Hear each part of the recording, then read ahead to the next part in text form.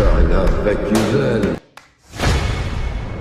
یہ 11ویں صدی کا زمانہ تھا اور ملازگرد کی فتح کے بعد سلجوق سلطنت بڑی مضبوطی کے ساتھ قائم ہو چکی تھی۔ اس زمانے میں مشہور امام موافق کی درسگاہ نے عالمی شہرت پائی کیونکہ یہاں سے وقت کے عظیم لوگ فارغ التحصیل ہوئے۔ اسی مدرسے میں 3 طلبہ کی دوستی قابل رشک سمجھی جاتی تھی، جن کا اٹھنا بیٹھنا کھانا پینا سب کچھ ایک ساتھ تھا۔ ان میں 2 ہم نام تھے، جن میں ایک کا نام حسن توسی اور دوسرے کا نام حسن بن صباح تھا۔ تیسرے دوست کا نام عمر تھا، عمر جو بعد میں عمر خیام کے نام سے مشہور ہوا۔ اس نے اپنی علمی داغ ایسی بٹھائی کہ لوگ آج تک اس کی علمی باتوں کا بطور حوالہ پیش کرتے ہیں۔ عمر خیام وقت کا بہترین شاعر اور علمدان بنا، جس کی تحقیق اور علمی تدبر سے آنے والے زمانے سے راب ہوتے رہے۔ حسن توسی، جنہیں تاریخ نظام الملک خواجہ حسن توسی کے نام سے جانتی ہے، انہوں نے اپنے علم اور دانش اور تدبر کے باعث سلجوق سلطنت میں جگہ بنائی اور وزارت عظمیٰ کے عہدے تک پہنچے۔ سلجوقی سلاطین نے ہی انہیں نظام الملک کا خطاب دیا تھا اور سلطنت کا کوئی کام ان کے مشورے کے بغیر نہیں کرتے تھے۔ ان کا بنایا ہوا مدرسہ نظامیہ آج تک اپنی تاریخی حیثیت کے ساتھ موجود ہے، جس نے ایک زمانے کی علمی تشنگی کو سیراب کیا ہے۔ جبکہ تیسرا کردار حسن بن صباح تھا، جس نے نہ صرف تاریخ میں جگہ بنائی بلکہ اپنے ذہنی اور ابلیسی کمالات کی ایسی داستان رقم کی کہ آنے والی نسلیں بھی اس کا نام سن کر کانپتی رہیں۔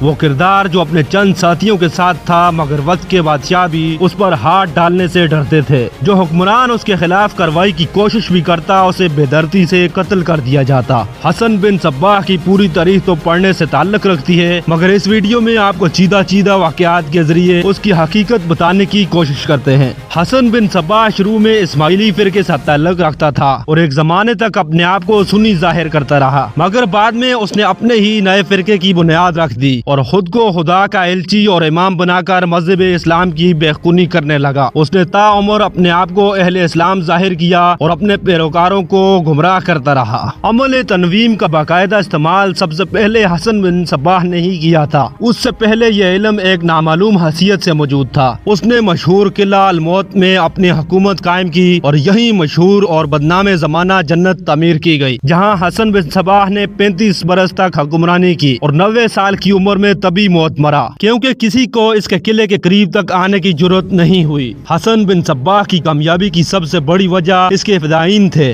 جو بعد میں حشاشین کے نام سے بھی مشہور ہوئے، کیونکہ وہ حشیش کا نشہ کرتے تھے۔ یہ فدائین تھے کیا؟ اس بات کا اندازہ آپ ان واقعات سے لگا سکتے ہیں کہ جب حسن بن صباح کا فتنہ بہت بڑھ گیا تو سلجوقی سلطان ملک شاہ نے اس کے خلاف لشکر کشی کا فیصلہ کیا۔ لشکر کشی سے پہلے ایک قاصد کو یہ پیغام دے کر بھیجا گیا کہ حسن بن صباح خود کو سلطنت کے حوالے کر دے اور اپنی منفی سرگرمیاں ختم کر دے، ورنہ اس کے قلعے پر چڑھائی کر دی جائے گی۔ الچی نے یہ پیغام قلعہ الموت میں جا کر حسن بن صباح کو سنایا، جس کے جواب میں حسن بن صباح نے کہا کہ میں کسی کی اطاعت قبول نہیں کرتا اور نظام الملک سے کہنا کہ میں بچپن کی دوستی کی وجہ سے تمہیں مشورہ دیتا ہوں کہ یہاں کا رخ مت کرنا، ورنہ تمہاری فوج کا انجام بہت برا ہوگا۔ الچی یہ پیغام لے کر جانے لگا تو حسن بن صباح نے اسے روک لیا اور کہا کہ شاید تم میری باتوں کا یقین نہ کرو، اس لیے میں تمہیں کچھ دکھانا چاہتا ہوں۔ اس کے بعد حسن بن صباح کے حکم سے کچھ فدائین کے تار بنا کر کھڑے ہو گئے۔ اس نے ایک فدائی کو بلا کر خنجر پکڑایا اور کہا اسے اپنے سینے میں اتار لو۔ اس فدائی نے بلند آواز میں نعرہ لگایا، یا شیخ الجبل تیرے نام پر، اور خنجر اپنے دل میں اتار لیا۔ اس کے بعد ایک فدائی کو بلندی پر جا کر چھلانگ لگانے اور ایک کو پانی میں ڈوبنے کو کہا گیا اور انہوں نے بخوشی سب کیا۔ اس ایلچی نے جا کر یہ تمام واقعات سلطان اور نظام الملک کو سنائے۔ نظام الملک خواجہ حسن توسی یہ سن کر جذبہ ایمانی کے غصے سے لبریز ہو گئے اور سلطان کو فوراً لشکر کشی کا مشورہ دیا، جسے سلطان نے قبول کرتے ہوئے اپنی فوجوں کا رخ قلعہ الموت کی طرف کر لیا۔ حسن بن صباح نے یہ سنا تو زیر لب مسکرایا اور کہا حسن توسی کو قتل کر دو۔ بس اتنا ہی کہنا تھا اور خواجہ حسن توسی کو قتل کر دیا گیا اور عظیم الشان لشکر راستے سے ہی واپس لوٹ گیا، جبکہ بعد میں سلطان ملک شاہ کو بھی قتل کر دیا گیا۔ ایسے ہی حسن بن صباح نے اعلیٰ شخصیات اور وقت کے بہترین علماء کرام کو قتل کروایا، حتیٰ کہ اپنے آخری دور میں یہ فدائی باقاعدہ کرائے کے قاتل بن گئے اور عیسائیوں کے کہنے پر انہوں نے سلطان صلاح الدین ایوبی پر بھی قتل قاتلانہ حملے کیے مگر سلطان صلاح الدین ایوبی بچتے رہے۔ فدائین کھلے عام دن دہاڑے لوگوں کے سامنے اپنی وارداتیں انجام دیتے تھے۔ ان کا ہتھیار ایک زہر آلود خنجر ہوتا تھا۔ کبھی کبھار فدائین قتل کے بجائے دھمکی آمیز خط کسی کے سرہانے چھوڑ دیتے تھے جس سے ان کا مقصد بغیر قتل کے بھی حاصل ہو جاتا۔ دہشت انگیزی کی یہ تحریک اتنی منظم تھی کہ غرب و جوار کے تمام بادشاہ فدائین کے نام سے تھر تھر کانپتے تھے۔ آخر یہ فدائی خودکش حملے کیسے کر لیتے تھے؟ اس کے لیے پہلے آپ کو حسن صباح کی جنت کا احوال جاننا ہوگا۔ حسن بن صباح نے قلعہ الموت میں ایک جنت تعمیر کر رکھی تھی جہاں کے مذکورہ تمام سامان آراستہ کرنے کی پوری کوشش کی گئی تھی۔ دودھ، شہد اور صاف پانی کے چشمے بنائے گئے۔ جنتی حوروں کے مثل نوخیز لڑکیاں دنیا بھر سے اکٹھی کر کے یہاں لائی گئیں۔ جہاں یہ